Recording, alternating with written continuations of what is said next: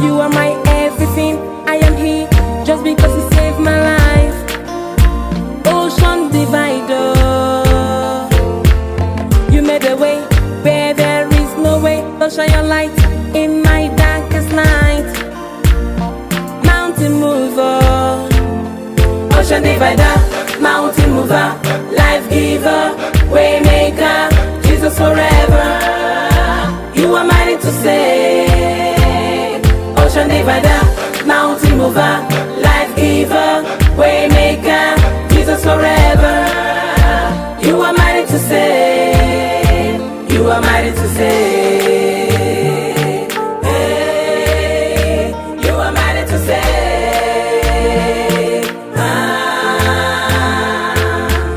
Ocean divider, that's whom you are. How vile did I tell you how beautiful you are? I stood your work so high, I picture your work so fly. Even the bird that flies glorifies your name. Oh my God, singing how marvelous you are. You created me in your images and that's so nice. You gave me Jesus, what a sacrifice. You brought out the Red Sea for the Israelites. Ocean divider, mountain mover, life giver, way maker, Jesus forever. You are mighty to save. Ocean divider, mountain mover, life giver, way maker, Jesus forever. You are mighty to save. You are mighty to save. Hey, you are mighty to save.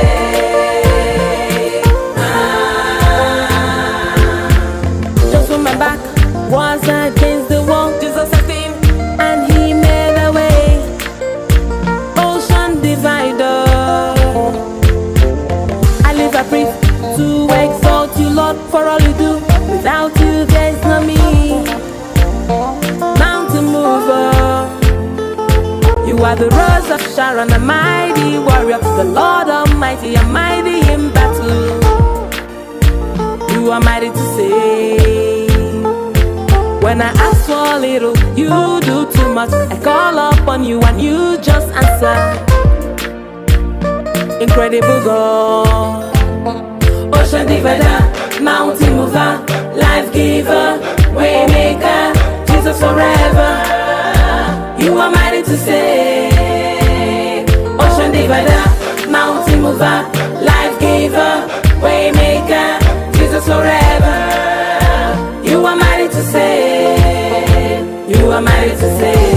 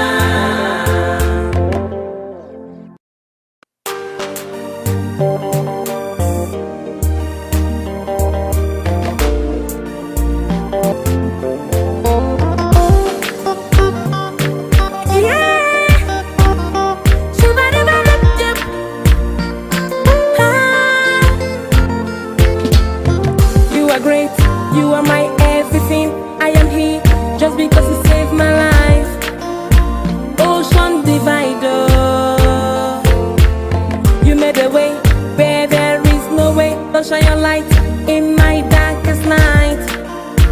Mountain mover, ocean divider, mountain mover, life giver, way maker, Jesus forever. You are mighty to save. Ocean divider, mountain mover, life giver. giver, way maker, Jesus forever. You are mighty to save. You are mighty to save.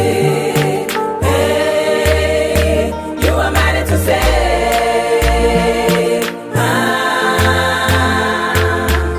Ocean divide, that's whom you are. How vile did I tell you how beautiful you are? I stood your work so high, I picture your work so fly. Even the bird that flies glorifies your name. Got me singing how marvelous you are. You created me in your images and that's so nice. You gave me Jesus, what a sacrifice. You brought out the Red Sea for the Israelites. Ocean divider, mountain mover, life giver, way maker, Jesus forever. You are mighty to save. Ocean divider, mountain mover, life giver, way maker, Jesus forever. You are mighty to save. You are mighty to save. Hey, you are mighty to save.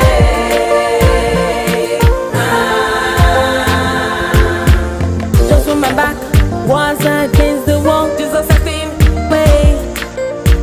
Ocean divider, I live a brief to exalt you, Lord, for all you do. Without you, there's no me. Mountain mover, you are the rose of Sharon, a mighty warrior, the Lord Almighty, a mighty in battle. You are mighty to save. Ocean divider, mountain mover, life giver, way maker, Jesus forever. You are mighty to save.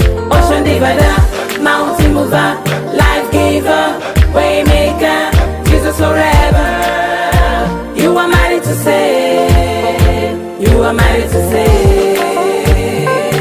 Hey, you are mighty to save.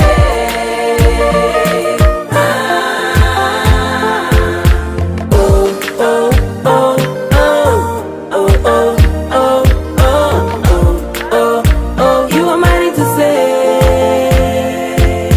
Oh, oh, oh, oh, oh,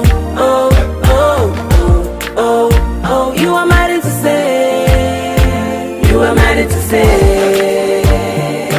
Hey, you are mighty to save. You are mighty to save. Hey, you are mighty to save.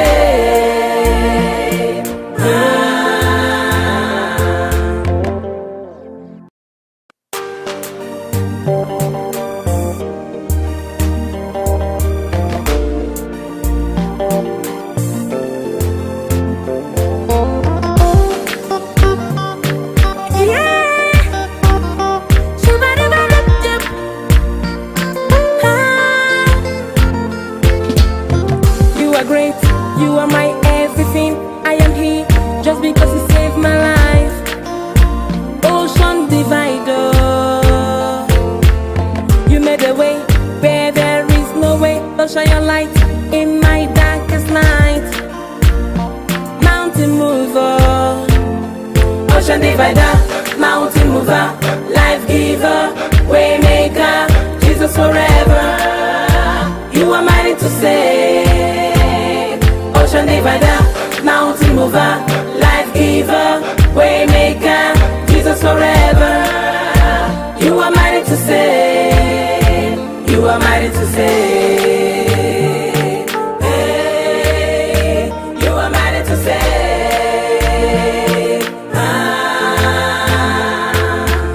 Ocean divide, that's whom you are. How vile did I tell you how beautiful you are? I stood your work so high, I picture your work so fly. Even the bird that flies glorifies your name. Got me singing how marvelous you are. You created me in your images and that's so nice. You gave me Jesus, what a sacrifice. You brought out the Red Sea for the Israelites. Ocean divider, mountain mover, life giver, way maker, Jesus forever. You are mighty to save. Ocean divider, mountain mover, life giver, way maker, Jesus forever. You are mighty to save. You are mighty to save.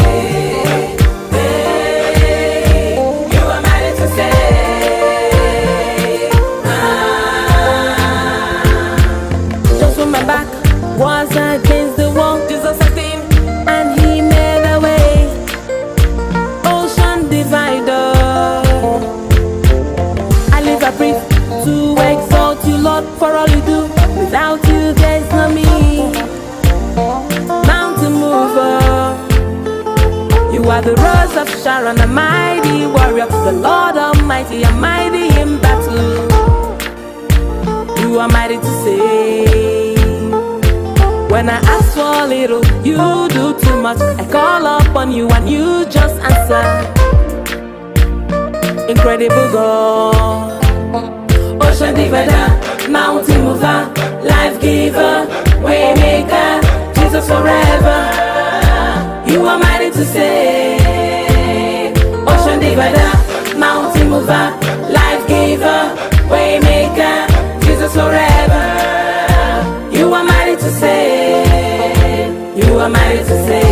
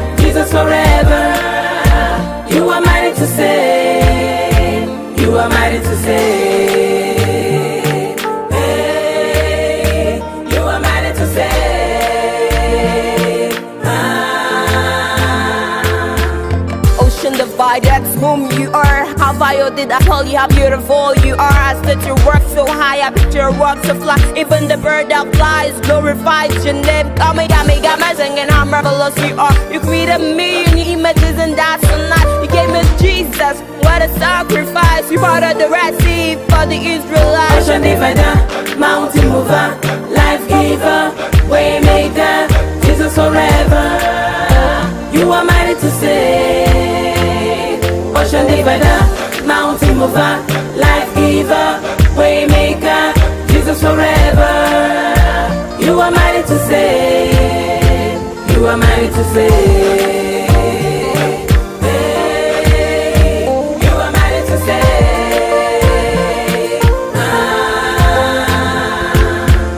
Just when my back was against the wall, Jesus stepped in and he made a way. Ocean divider, I live a breathe to exalt you, Lord, for all you do. Without you, there's no me. Mountain mover, you are the rose of Sharon, a mighty warrior, the Lord Almighty, a mighty in battle. You are mighty to save. When I ask for a little, you do too much. I call upon you and you just answer. Incredible God, ocean divider, mountain mover, life giver, way maker, Jesus forever.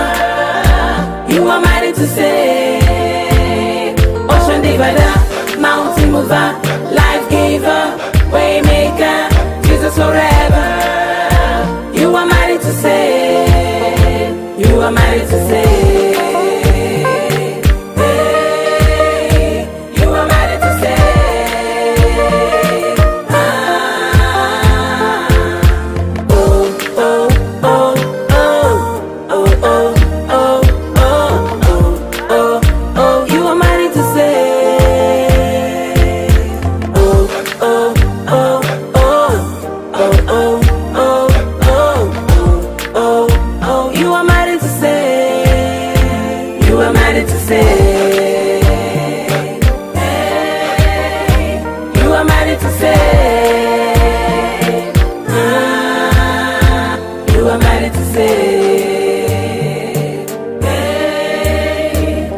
are mighty to save.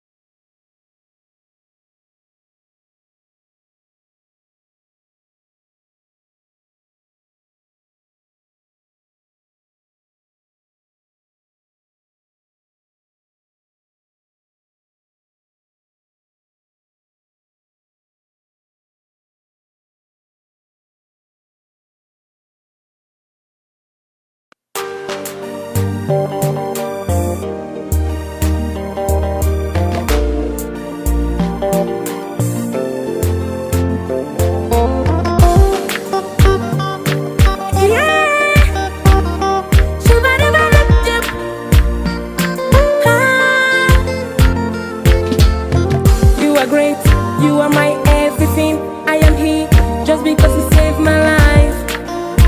Ocean divider, you made a way where there is no way. Don't shine your light in my darkest night. Mountain mover, ocean divider, mountain mover, life giver, way maker, Jesus forever. You are mighty to save. Ocean divider, mountain mover, life giver, way maker, Jesus forever. You are mighty to save. You are mighty to save. Hey, you are mighty to save.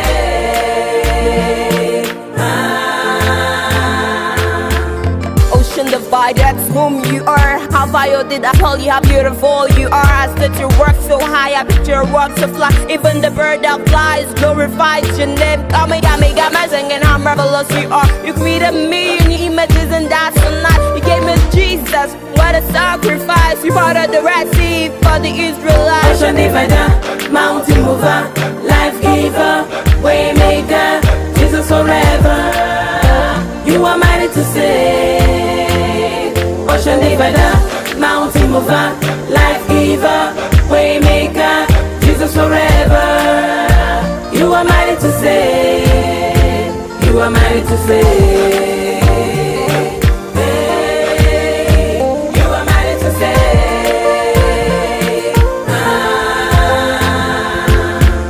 Just when my back was against the wall, Jesus stepped in and he made a way. Ocean divider, I live a breath to exalt you, Lord, for all you do. Without you, there's no me. Mountain mover, you are the rose of Sharon, a mighty warrior, the Lord Almighty, a mighty in battle. You are mighty to save. When I ask for a little, you do too much. I call upon you and you just answer. Incredible God. Ocean divider, mountain mover, life giver, way maker, Jesus forever. You are mighty to save. Ocean divider, mountain mover.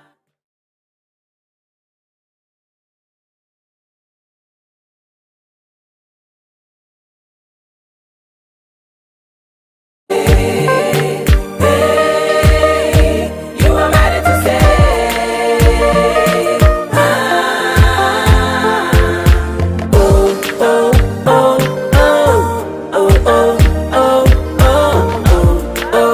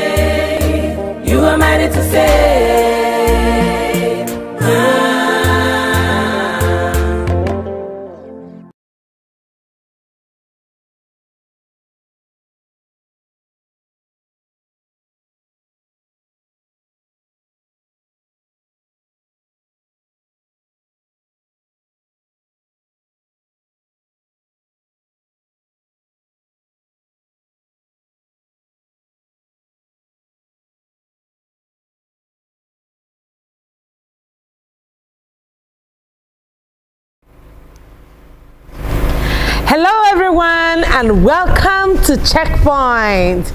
All right, so today we're having a live Q&A session, and I am so convinced that you are going to be thoroughly blessed. So welcome again to Checkpoint. I'm so glad you are here. We want to apologize for starting a little bit late, not a little bit, very late, but then we know that you will still be able to get all the substance that you are supposed to get. So thank you so much. Now it will be time for you to begin to invite everyone you know. So let everyone know that you are here. All right. No, I can see you. Pastor Christnora, no, you are not late because we started late today. So please, everyone, come join. Yes, welcome. I am Kelly James. I see your comments. Everyone, go ahead and join right now, okay? Welcome. I'm so glad you are all here right now. All right, so now will be the time for you to invite your friends, your relations, your associates, and your neighbors. Let every one of them know that Checkpoint is on right now. I'd like to start by saying thank you so much for all that you do for us at Checkpoint. Thank you for your likes. Thank you for your shares. Thank you for subscribing to our YouTube channel. And if you are new here, you haven't subscribed to our YouTube channel, now will be the time. So go ahead, subscribe to our YouTube channel right now, okay? And begin to invite your friends. All right, begin to invite your friends. Yeah, Pastor Fine is Sunday. I see you. Keep shooting. Thank you so much. I get your message. I see your comment, Pastor Tochuku, Marcus. Yes, I love you too. I'm glad you are here. Please, let's go out of our way. Let's begin to call on our friends, call on our relations. Let's begin to tell them that it is time for Checkpoint. And today we are live. Today we are live. All right? And I'm really excited about that. So invite people. I'm just going to give a little more time while we invite people. So invite people. All right, invite people. Let's take a short break, and once I am back from this break, we will begin. So this break is for you to just invite your friends, your relations, your associates. It's less than a minute break. Less than a minute break, which means that you have to be very fast inviting your friends, your relations, your associates, your neighbors. Let them know they can join us right now because we are live. Let's take a short break, and I'll be right back after the break to start off this live Q&A session. Don't go anywhere.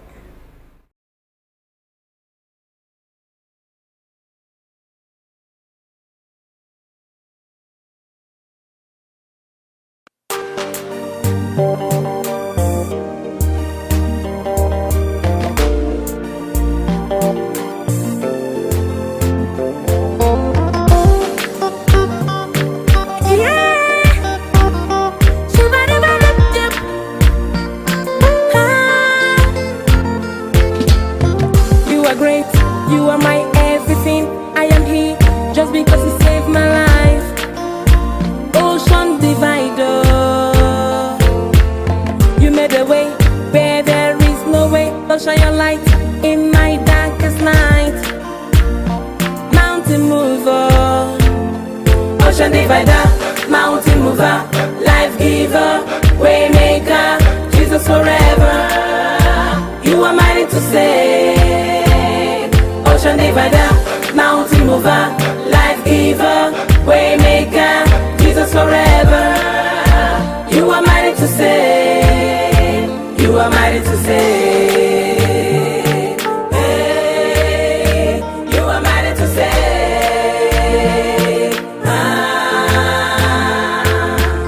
Ocean divide, that's whom you are. How vile did I tell you how beautiful you are? I said you work so high, I picture your work so fly. Even the bird that flies glorifies your name. Got me singing how marvelous you are. You created me in your images, and that's so nice. You gave me Jesus, what a sacrifice. You brought out the Red Sea for the Israelites.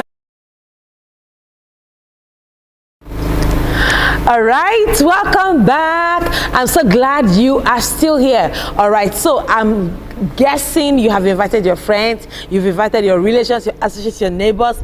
Please let every one of them know that it is time for Checkpoint. Today is a Q&A session, and I don't know about you, but I'm excited about that. It's been a while. It's been a long time coming. and I know that it's going to be a huge blessing to you. So while we're taking our break, we had some new people come join us. We have Emeka Edward. Welcome and thank you for coming. I'm so glad you are here. I'm so glad you are here. All right, let's begin. Let's begin. Like our usual Q&A sessions is usually a moment of questions and answers. And like I would always say, I do not claim to know all the answers in the world, but one thing I do know is that the Holy Spirit within me will be able to give you the exact answers you need to be able to solve whatever problems or puzzles or questions that you already have. So what are we waiting for? Let's begin to shoot the questions. Let's begin to shoot the questions. Everyone, it's time, it's time, it's time, and it's time. All right, let's do this together. Let's do this together. I am seriously waiting. I am seriously waiting for every one of you. All right, so this is the time you can start asking your questions. Start asking your questions, because in a short while, this program will be off and will be done for today. All right? So begin to ask your questions. If you belong to WhatsApp groups, begin to send out the links to your WhatsApp, to those in your WhatsApp group. Let them know that checkpoint is on. All those times they wanted to ask questions, now is the time to ask all your questions. I mean all your questions, okay? So I'm scrolling through the page, the comment section, so I can fish out comments and I can fish out questions, possible questions that we can ask and answer today. Are you ready for this? Tell me you're ready. Are you ready for this? Yeah, so if you're answering me, you're responding, please let me know in the comment section. Let me know in the comment section that you are responding to what I'm saying. And I will see it live and direct, and I'll respond back to you. All right, let's do this. Let's do this. Let's do this. Yep. So I'm scrolling through pleasantries, lots of them. But I want to get to where the questions are so that we can begin to handle this.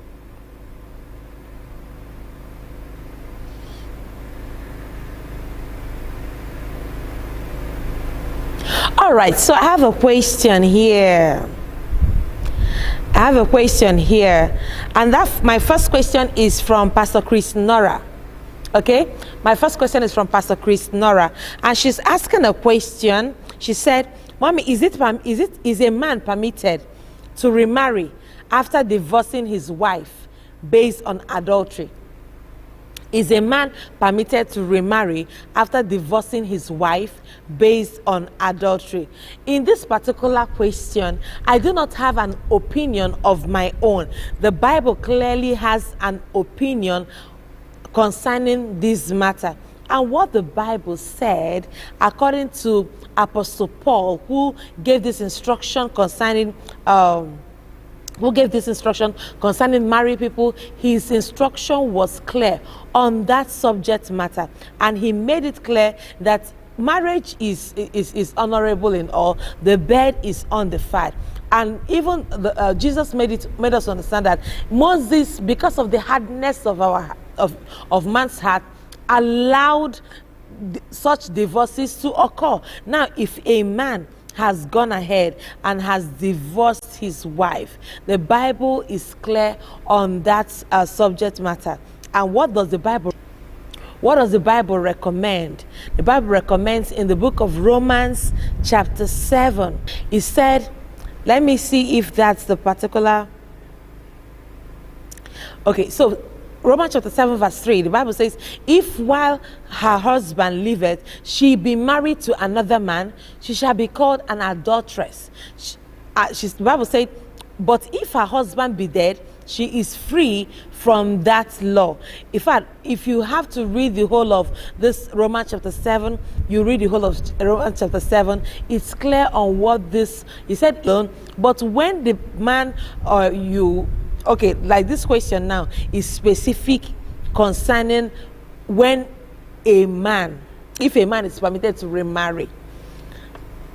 Why I may not be able to answer this question directly is because, number one, you said if can a man remarry after divorcing his wife. So it is the man that has divorced his wife based on adultery, and then he goes ahead to marry another person. There are so many things to it. We will have to consider several factors before we can say it is okay or it is not okay.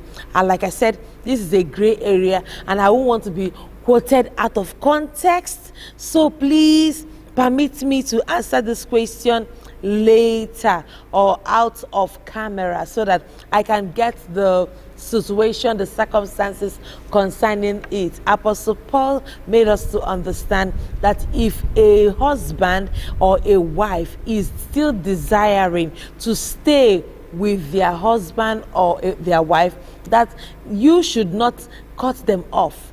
Like in Romans chapter 7, the Bible says that like verse 1, the Bible said, "Know ye not, brethren, for I speak to them that know the law, how that the law had dominion over a man as long as he liveth."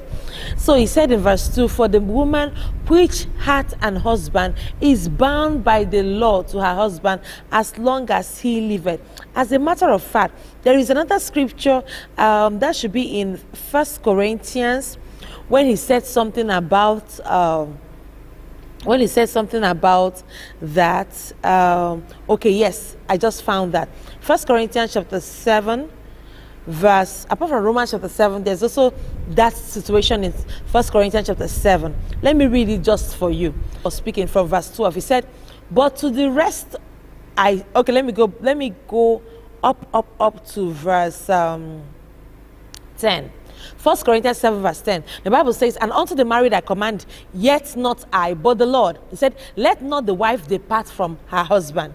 But if she depart, let her remain unmarried, or be reconciled to her husband, and let not the husband put away his wife." Now, it is not I speaking, but it is Apostle Paul speaking in the book of 1 Corinthians chapter 7.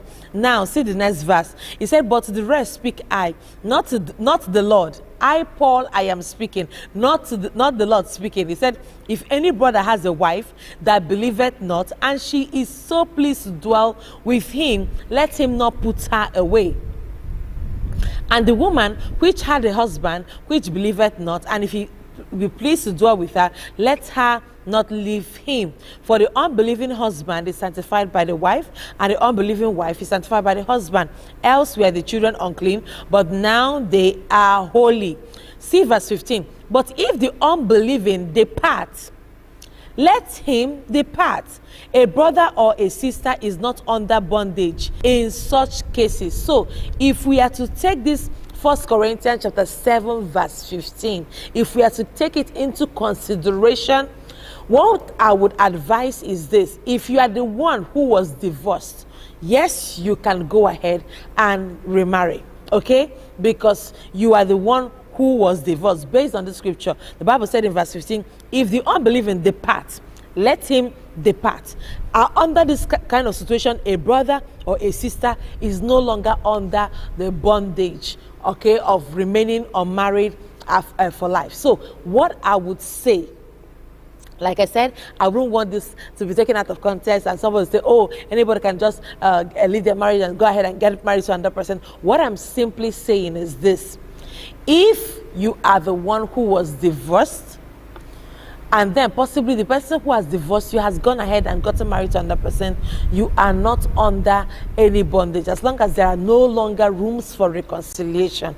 So in this particular situation, yes. But if I say, or if I even agree, that a man who divorces his wife based on adultery should just go ahead and marry, everybody will just start divorcing their wives.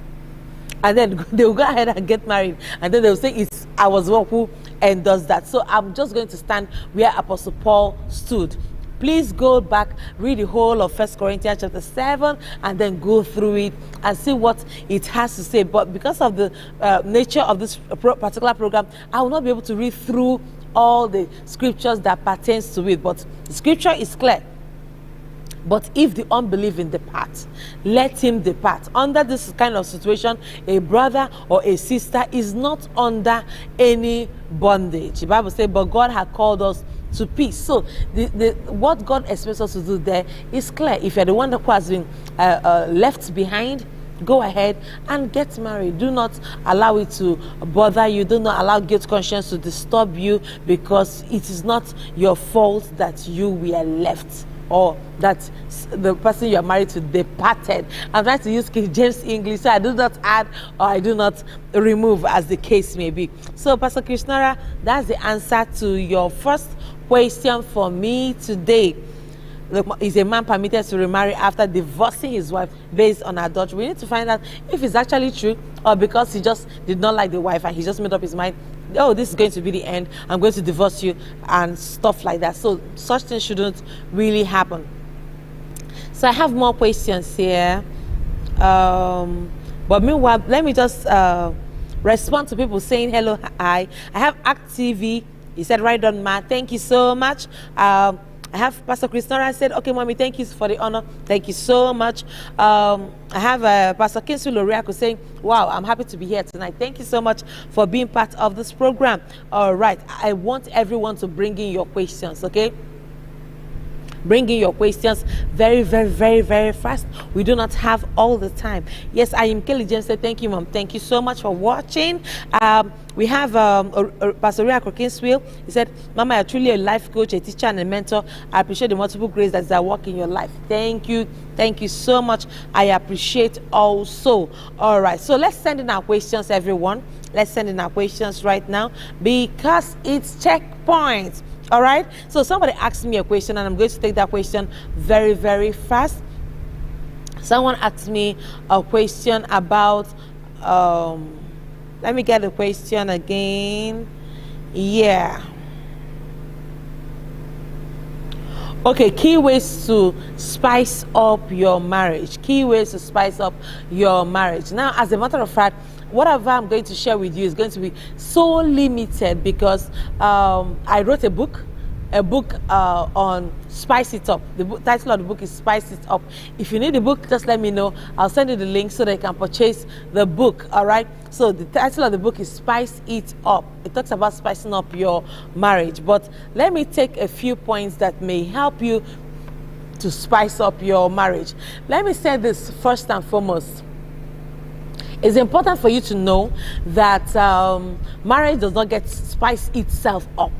Just like when you want to make your meal, you don't just put everything in the fire and expect it to just cook itself and spice itself up. It doesn't work like that. So the same way you have to intentionally and deliberately spice up your food, that's how you have to be intentionally and deliberately spice up your marriage. So I'm going to share with you a few things that you're going to do to be able to spice up your marriage. Number one is that you should be able to prioritize your spouse.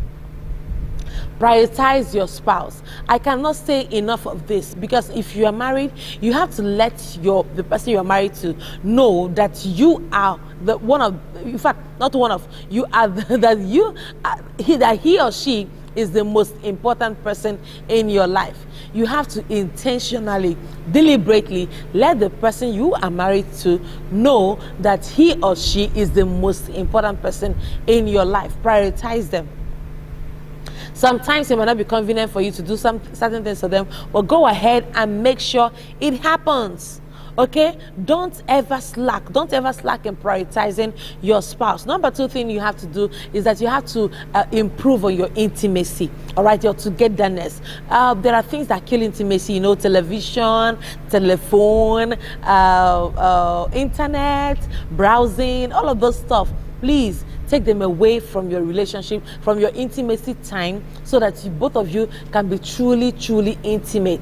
As a matter of fact, it's a terrible thing when a spouse is talking to another spouse, and then that one is just busy pressing the phone. Oh, yes? Is that what happened to you? Oh, I heard you. Okay, that's wrong. So when you are talking to your spouse should be able to lift up their eyes and look at you like face to face, so that they can understand and even get the hidden non-verbal communication that the fellow spouse is also giving.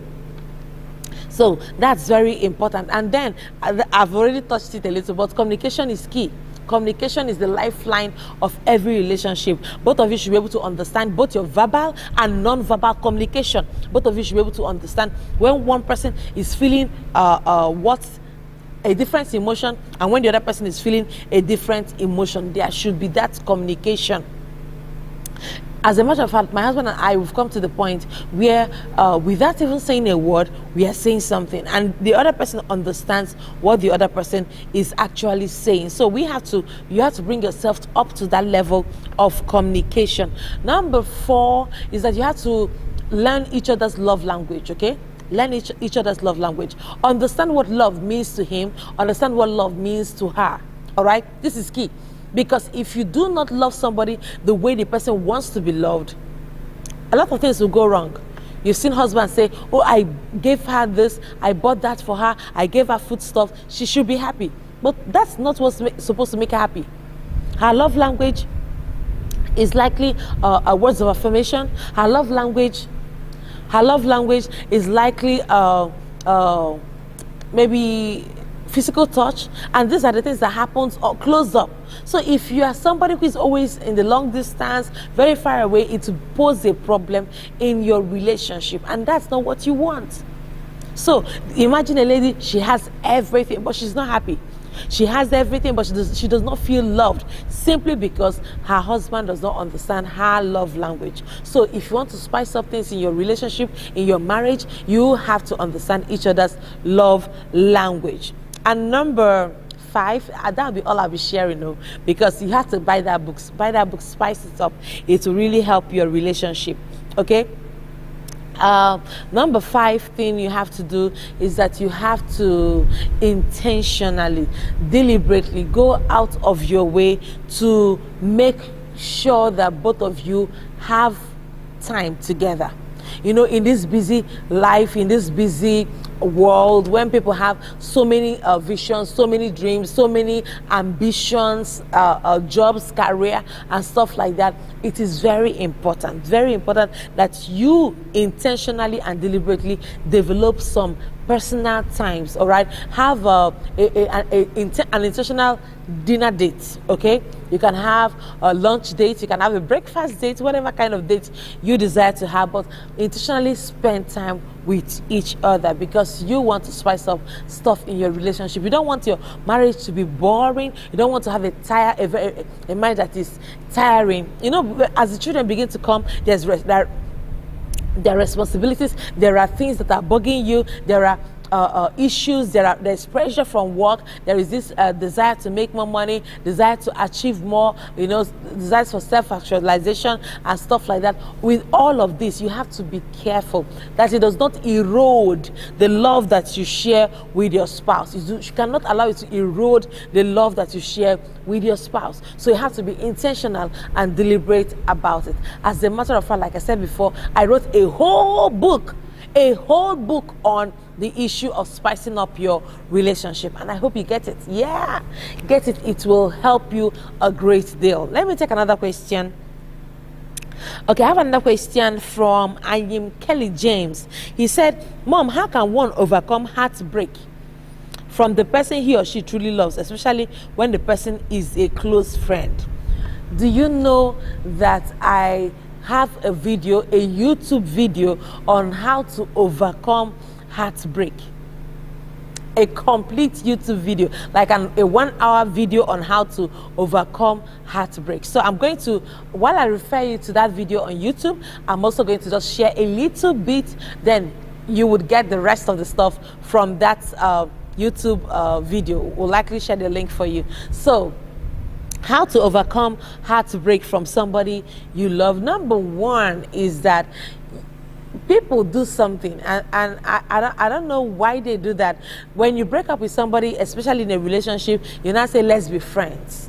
You see, because that relationship had gone to that angle of both of you having deep feelings for yourself, it will be very difficult for both of you to just be normal friends almost immediately. without both of you diving back to that part of the relationship where you're having feelings again for each other. So what do I recommend? What I recommend, I don't want you to be enemies, okay? But both of you cannot be communicating the same way you used to communicate before. All right, and then if it happens that this person broke up with you and does not want to communicate, there are other things you can equally do. Number one on the list is that if there are triggers, things that moments you shared with this person, okay, if there are triggers, moments you shared with this person, maybe particular shops you went to buy stuff, particular songs you listened and danced to, particular things you ate, particular joints you usually hung at, please avoid those things, all right, so that it can help you to heal. And then you need secondly, you need a support system, okay? So secondly, you need a support system. All right, sorry about that. Secondly, you need a support system, a serious support system. People who believe in you, people who understand you, who know what you have gone through, who understand your pain, your pressure. They know what has been happening around you, so that they can cheer you up, they can distract you with better activities, okay?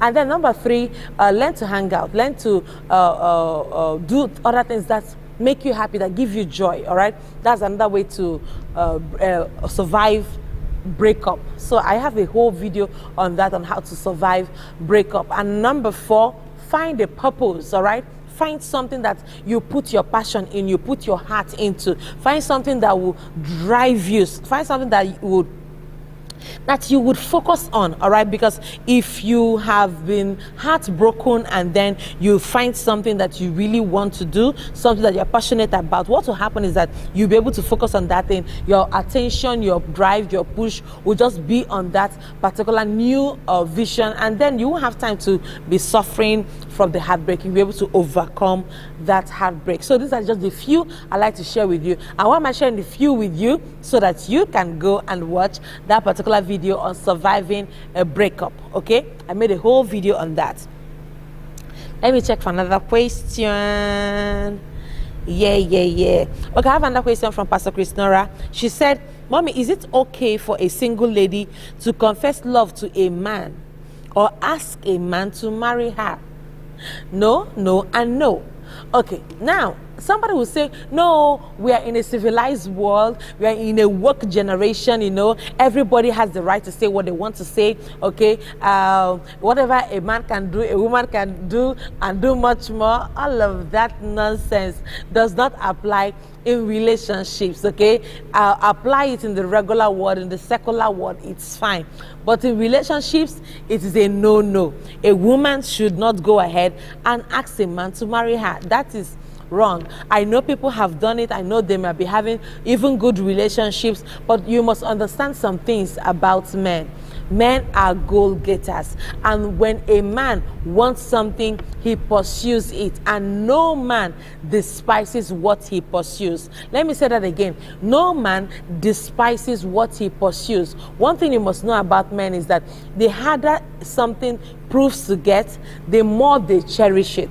The harder something proves to be obtained, the more they cherish it. So that's why a man will leave a woman who is throwing herself at him so many times, and be chasing after the one who is not even giving him face at all.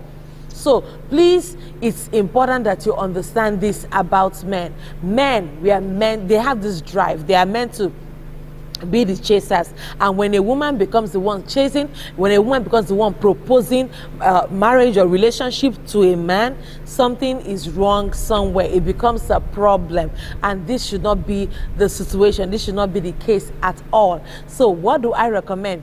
If you have a guy around you and he's been nice and you seem to like him, all right, don't go ahead and propose marriage to him, but let him know, okay, this relationship is going so well, but what do you want from this relationship?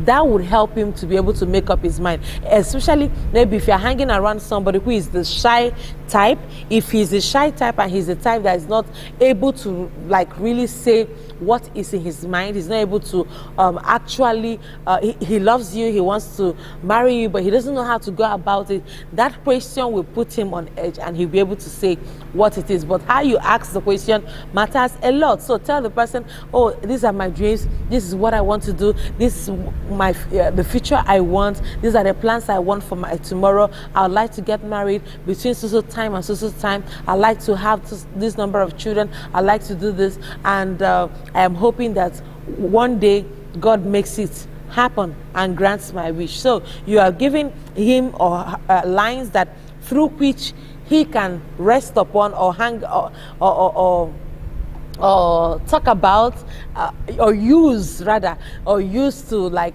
say what is really in his mind. Instead of telling him, what do you want from me? He might just begin to shy away from that kind of question. But when you ask him, in this relationship, what is your goal? What do you see? What are you hoping for?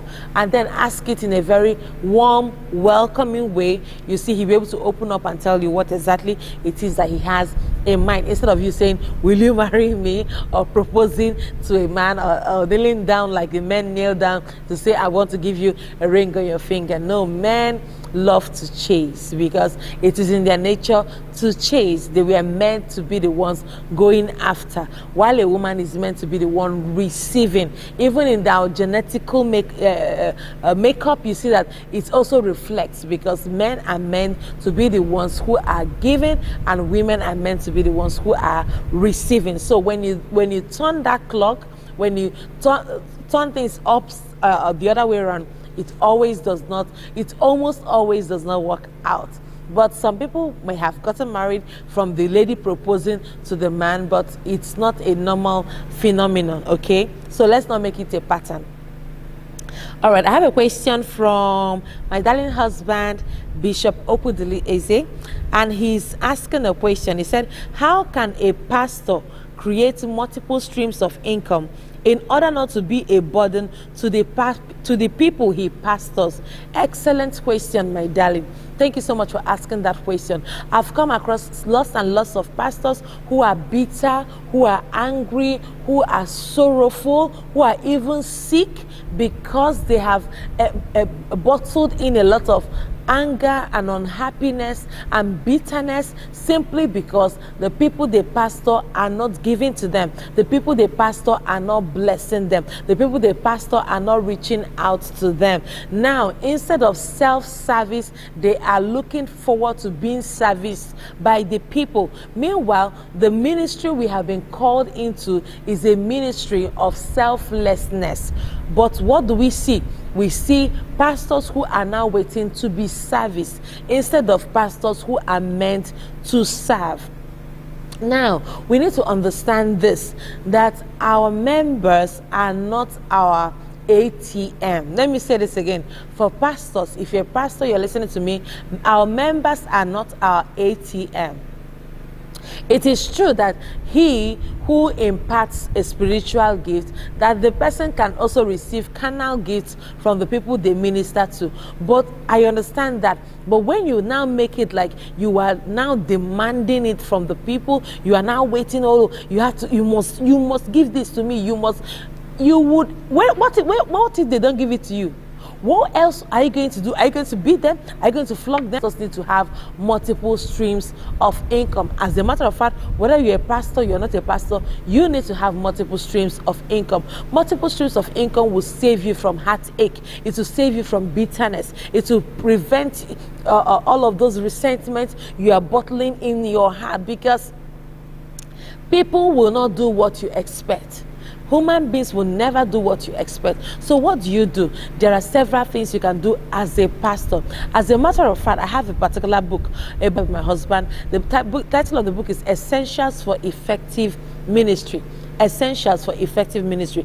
In that particular book, I wrote almost 100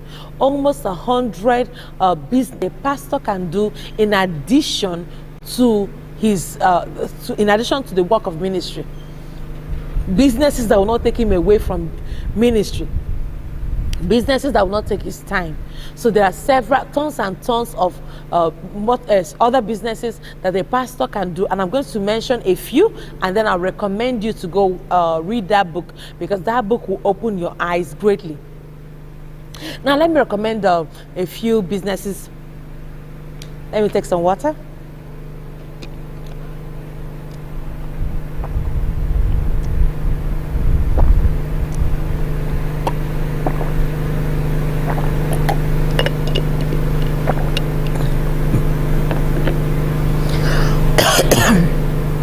All right, now let me recommend a few businesses that a pastor can do while still in full-time ministry. Number one, a pastor can go into real estate. So buy land and resell. A pastor can go into writing services, ghostwriting, editing, proofreading, and lots of content writing, copywriting, editing, several things on that writing. A pastor can have a fish farm, can go into agriculture, so can have a fish farm, a poultry, different kinds of animals, a pig farm, a goat farm, whatever kind of farm, agricultural crop farm. You can have as many as you want. All right, a pastor can go into affiliate marketing.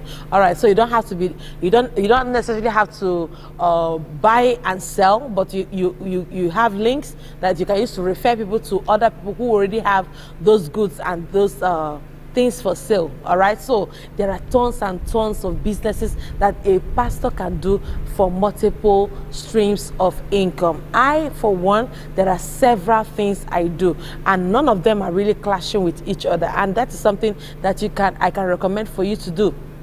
Go ahead, have those multiple streams of income, have other things that you do to make money, because when you do, you will not be bitter. When you do, you will not be angry. When you do, you will not be expecting members to become your ATM.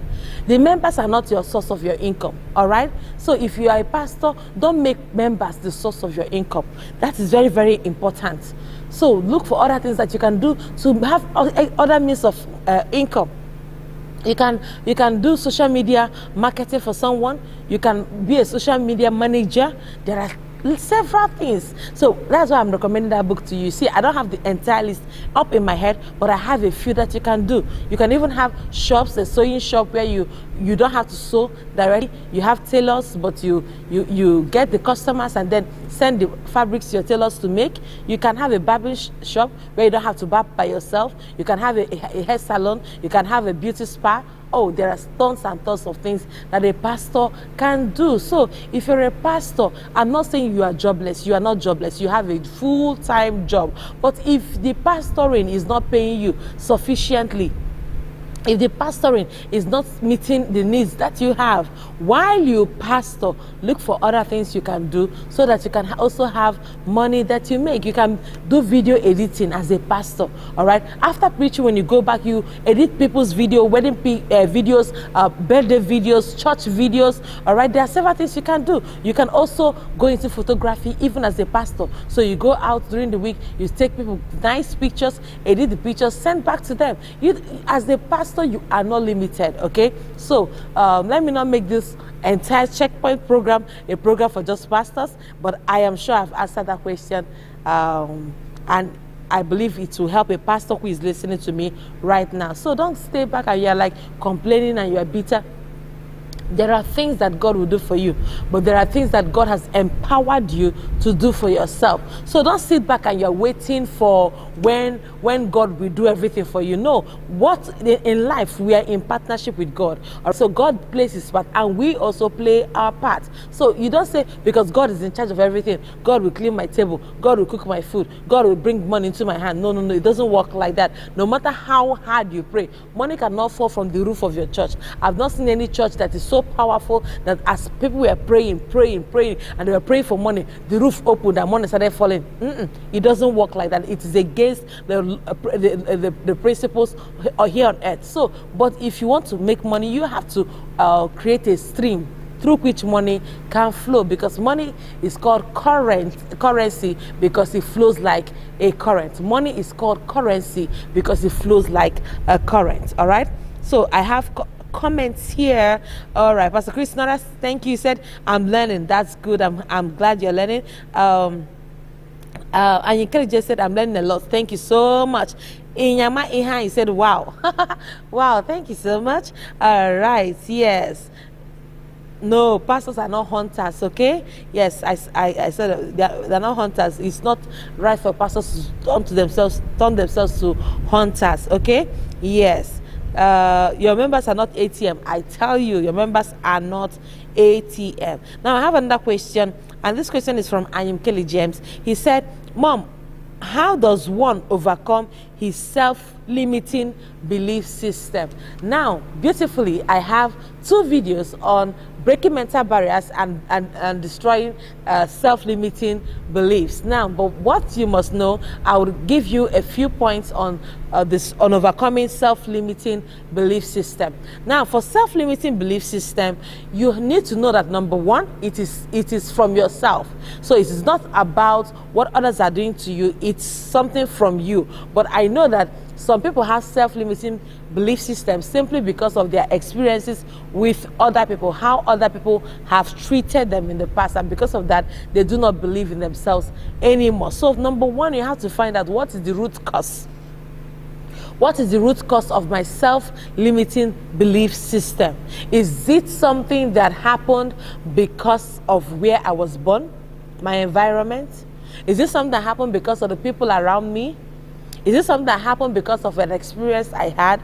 So find out the root cause of the self-limiting belief system. After finding out the root cause, the next thing is for you to juxtapose that self-limiting belief system with fresh knowledge. You need to know you are not limited. You need to know you cannot be stopped. You need to know you have to bring in fresh knowledge to counteract what you have already experienced. All right, what is already happening in you. Maybe one of your self-limiting belief system is, I'm not good enough, I'm not smart enough. Tell yourself you don't need to be smart enough. You don't need to be the smartest to do what you are doing. You don't need to be the brightest to do what you are doing. The little you know is sufficient to bring you to that point. So, and there is something that you know that is going to be a blessing to somebody else out there. There is something that you know right now that somebody elsewhere is willing to pay for to know. So don't limit yourself. Don't stop talking down on yourself and say, oh, I'm nothing, I'm not good enough, I'm not qualified enough. No, that should not be how you see yourself. So get fresh knowledge and destroy and clean it up with fresh knowledge, because we cannot exist in a vacuum. Our minds, our belief systems cannot exist in a vacuum. So it's either you have self-limiting belief system or you have self-empowering belief system. So while one is limiting, the other one is empowering. You need to intentionally, deliberately empower yourself on a consistent basis. And that's number 3. Go ahead, tell yourself that you are good at something. You are better than somebody at something. You are better than who you used to be at something. And because you are better than somebody at something, there is somebody somewhere who needs what you carry. You cannot be bad everywhere. You may be bad at one thing, doesn't mean that you are bad at every other thing. So you have to refresh yourself with fresh knowledge and then develop self-empowering belief systems that will help you to crush these self-limiting systems, okay, belief systems. And that's something you have to do. And now this answer is so minute compared to the entire video I made on this subject matter. So please go ahead and get the video, and it will be a blessing to you, a huge blessing to you. All right, so I have another question. Okay, I have comments. Pacifier, so they said keep shooting. Thank you so much. Everyone, ask your question. Ask your questions. Ask your questions. Send in your questions, all right? Send your questions, because today is question time and answer time. All right. Yes, thank you so much. Pastor Chris Nora said, Chai, thank you. Chai, this my mom is loaded. Thank you. Thank you. I saw your comments. All right. So I have another question from Pastor Christina. She said, Mommy, how do I handle rebels in the women wing? This question is super sensitive. How do I handle rebels in the women wing? Now, there are several things I'd like to tell you, but some of them I have to tell you, give you those answers off camera, because I know you're asking beautiful questions, very powerful questions, but some of them are like trade secrets, okay? So I'm not be able to tell you all of that. But then basically, rebels are those who do not believe in what you're doing, or sometimes they may even be the ones that might feel like what you're doing is not necessary, or what you're doing is not good enough, and they will speak against you. They will organize other parties against you. They will become passive in the church, and there are several ways to deal with them. Number one, don't take whatever they are doing to heart. Don't allow that bitterness and hurt to come to you, because don't even make them know that what they're doing is hurting you. Don't even allow them to know that what they are doing to you is even bringing hurt to you. Go ahead and do what God has asked you to do. Don't allow it to touch your heart. Number two, don't allow bitterness to crop up in your heart because of what they are doing. Ignore the ones you can ignore, but the ones that are open and destroying the church, destroying the women wing, please call them and tell them, please, your services are no longer required in these departments, in this women wing, because you are spoiling things for us. So, but before you get to that point of telling them, we don't want you anymore, let other measures come into place. Let them know that what you're doing is wrong. So a warning, a query, a suspension, before you can even think of that. Because all of these things can correct the person's behavior. You don't want to lose them outrightly. But if the person has become like Satan, all Satans must be cast away. The challenge we have most times is that we decide to keep our Satan, and we are hoping we will change them. But Satan cannot change. He does not have capacity to repent. He does not have capacity to be remorseful over what he has done. So some people are asking, why didn't God forgive Satan? Did Satan apologize to God? You see, Satan did not even feel sorry for what he has done. So people will be saying, why not God forgive Satan because he's an all-forgiving God? But listen to me, Satan is not remorseful. He is a father of lies. He is not changing from what he's doing. And if he took 1/3 of the angels, why do you think God would want to bring him back to heaven to take more angels? No, God has no plans of doing that. So there are people who are rebels in that capacity, in the capacity of Satan in your women wing. And when you notice them, please, you have to cast them out. The Bible says, cast out the scorner and contention shall cease. And then look amongst them and find out who is the one influencing that bad behavior. Who is the one pushing and propagating that bad behavior amongst the women wing? Who is the one that is the head of the rebels? And that's how you have to cut the person off.